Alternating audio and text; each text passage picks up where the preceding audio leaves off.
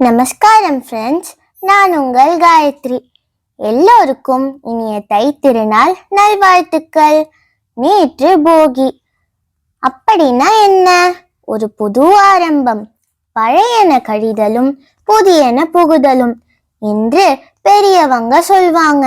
அதாவது நம்ம மனசுல இருக்கிற கவலைகளையும் வீட்டில் இருக்கிற வேண்டாத பழையன பொருட்களையும் தூக்கி போட்டுட்டு இன்று தை திருநாளை ஜாலியாக வரவேற்றீங்களா ஃப்ரெண்ட்ஸ்?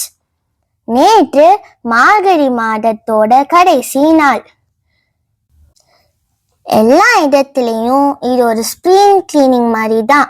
எல்லாம் கிளீன் பண்ணீங்களா ஃப்ரெண்ட்ஸ்? இன்னைக்கு தான் மெயின் பொங்கல், தை திருநாள்.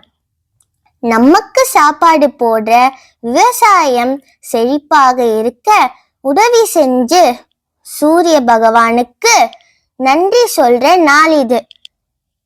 இன்னைக்கு எல்லாரும் புது ட்ரெஸ் போட்டுட்டு வீட்டு வாசல்ல புது பானையில அரிசி, வெல்லம், பால் போட்டு சர்க்கரை பொங்கல் வைப்போம்.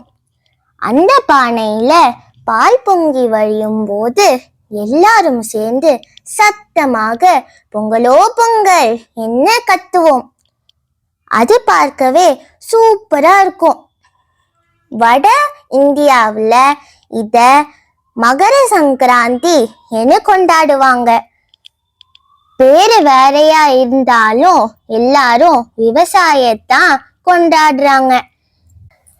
நம்ம வாழ்க்கையிலும் அன்பு, சந்தோஷம் எப்பொழுதும் பொங்கட்டும். பொங்கலோ பொங்கல். நன்றி.